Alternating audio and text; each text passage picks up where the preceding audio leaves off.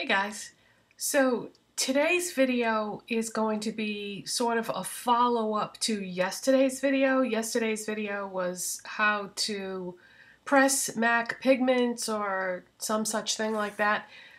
Today's video is going to be how to press non-MAC pigments and also some more information just about pressing pigments in general that I found out. And anything that didn't get covered in yesterday's video, that's what we're going to do today. Okay, so when you press a pigment that is not MAC, how do you determine whether it needs a binder or not? Because if you remember in yesterday's video, I was saying that MAC adds a binder to their product already, so you don't have to put one in. But how do you determine whether the pigment that you're pressing has binder or not? By how it looks. See, a MAC pigment is clumpy looking. See how clumpy that is?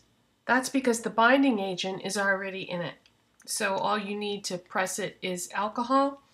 But from what I can tell, everybody else's pigments are smooth, and that's because they don't have the binding agent in them. Now, I'm sure there are exceptions to the rule, so if it's clumpy looking, chances are it's got the binding agent in it. If it's smooth, then it's just a finely milled mica powder that probably has some color and whatnot added to it. But you'll have to add your own binding agent, and we'll talk about that in a second. This is an example of a Barry M Dazzle Dust. See how smooth looking that is in comparison to the MAC pigment? So something like that would need a binding agent. And this is a Bare Minerals loose eyeshadow.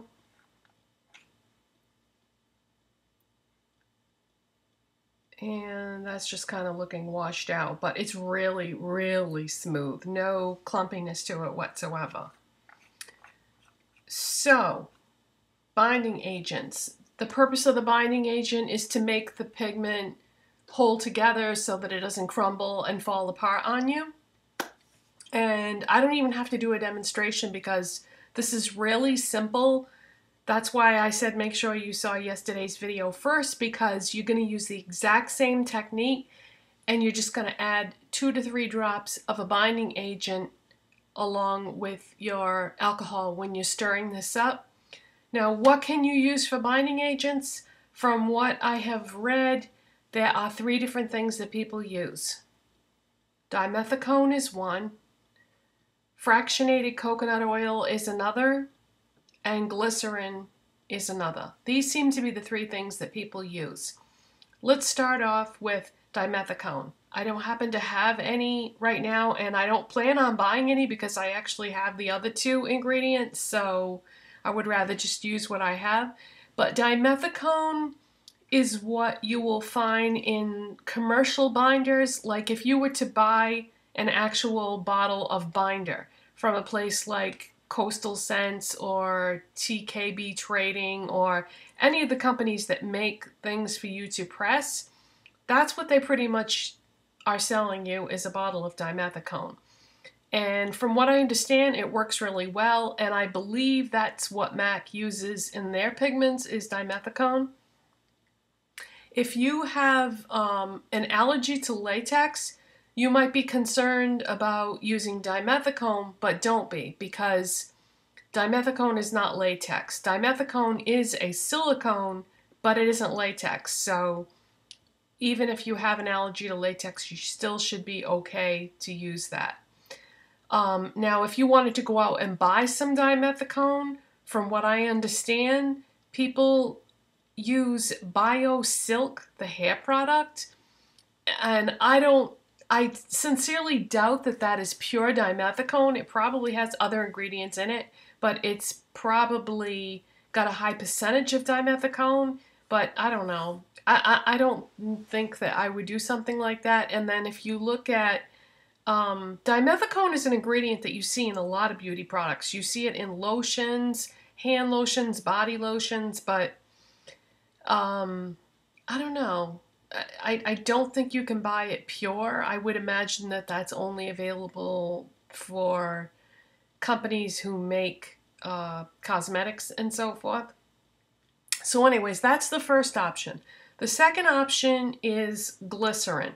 Now, I have glycerin because I used to make my own nail polish remover, and the only reason why I stopped because it was a lot less expensive to do it that way and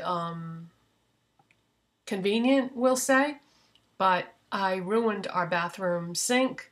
I ruined one of the bathroom sinks because I spilled acetone in it, and it destroyed it. So my husband had to replace it. So he made me promise that I would not be spilling any more acetone. So the only way I could guarantee that was to not be making nail polish remover anymore. But anyways, the sink has been replaced, and now I'm just buying, you know, commercially made nail polish remover because I don't want to have to like mix it outside or something, you know.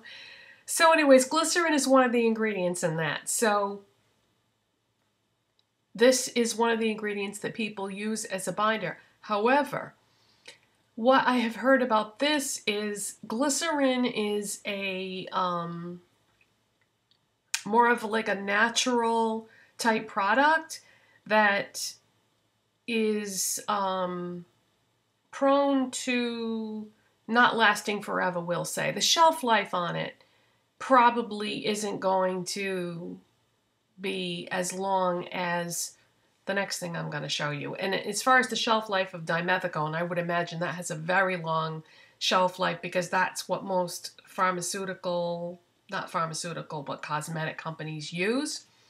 But glycerin, if you really wanted your eyeshadows to have a longer shelf life, you would probably have to add some type of preservative along with this, and really, who wants to get involved with that? Either that, or if you're somebody who uses your eyeshadows up quickly and you don't have a ton of them, then maybe that would be fine, and it's cheap enough.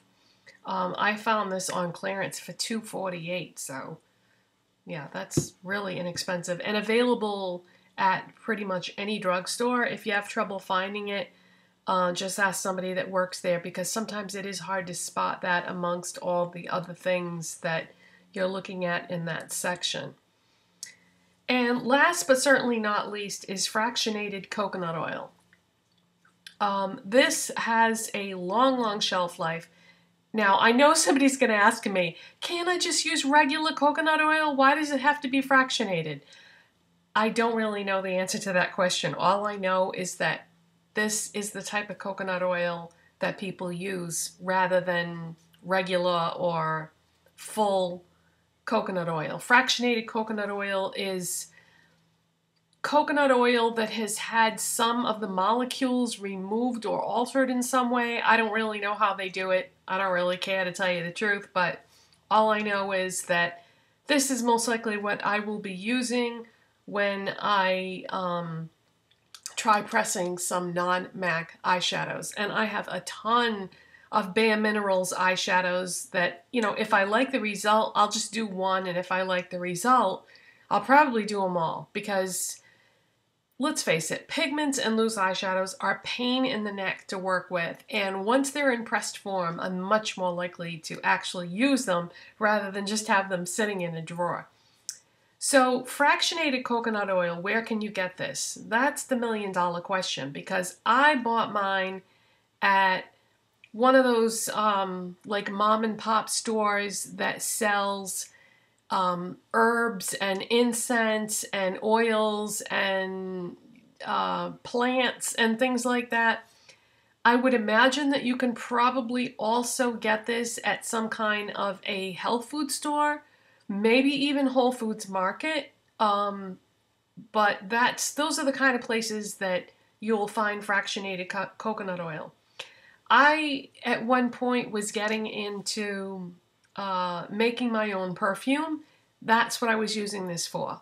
If, you know, just in case you're interested, you just combine some of this with a few drops of an essence or oil like patchouli oil or lavender oil, or, you know, whatever scent you like. You just take a few drops of the oil and mix it with this, and boom, you've got your own perfume. Because if you put the oil on yourself directly, sometimes you can get like skin irritation, like a dermatitis situation. So that's just how you can make your own perfume. And the other thing that I wanted to talk about is the pans that you press your eyeshadows into. In yesterday's video, I showed you that I had bought some bottle caps and I was using those. Nowhere on the package does it say what those bottle caps are made out of. And the reason why it even matters is because apparently people use two different kinds of metal for eyeshadow pans. They either use tin or aluminum. If you use tin, they can rust inside, underneath the eyeshadow. So I kind of hope that those ones that I bought, those bottle caps, are not tin. But a lot of the companies who sell eyeshadow pans sell the tin ones. So keep that in mind. If you buy the aluminum ones, then the magnets that you put on the back aren't going to work as well as they will with the tin. So there's a downside to both those metals. Now, a way you can get around this is you can either use, fairly strong magnets on an aluminum pan, or you can use a higher grade alcohol. And thank you to the person who had recommended that in the comment section yesterday, because once I looked into that further, I found out that a higher grade alcohol, I think the one I was using was like 70 something %, but you can buy one that's around 90. And what happens is, because the grade of the alcohol is higher, it's going to dry a lot faster, and then the tin will be less likely to rust, and then you won't have a problem.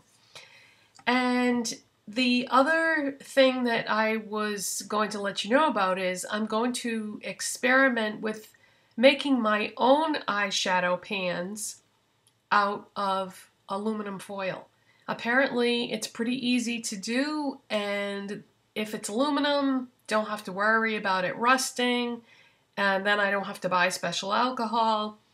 And of course, who doesn't have a roll of aluminum foil in their house? So I'm going to look into that more, and if that works out, I'm going to, test it out, try it out. And if it works out, I'll do a tutorial and show you how to do that. It sounds like it's pretty easy and straightforward, but I want to make sure it works before I show it to you guys. And while we're on the subject of pigments, I did buy another MAC pigment yesterday, and this is one that I've always wanted, and it's Melon. And I was really surprised at how similar this was to tan pigment. And this is the one that I just showed you a minute ago when I was talking about clumpy pigments. So I haven't worn this yet because I want to press it first, and I haven't had a chance. Been kind of busy the last couple days. So that is it. That's the rest of the information that I have about pressing pigments, and I haven't actually pressed a non-MAC pigment yet, but I have done a lot of research, and I can pretty much assure you that the information I have given you is accurate. So it's just the same method as yesterday with 2 or 3 drops of binding agent or binder added to the mixture.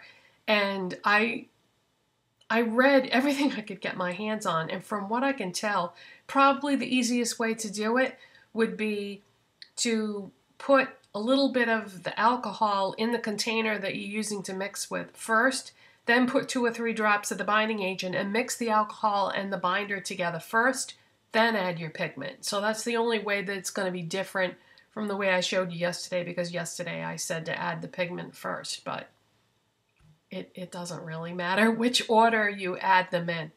So that's it, you guys, and happy pressing. And I think I'm going to be doing a lot of this. I think that I'm going to be pressing a lot of my loose eyeshadows because, like I said before, I think I'd be much more likely to use them. So I'll see you next time. Bye.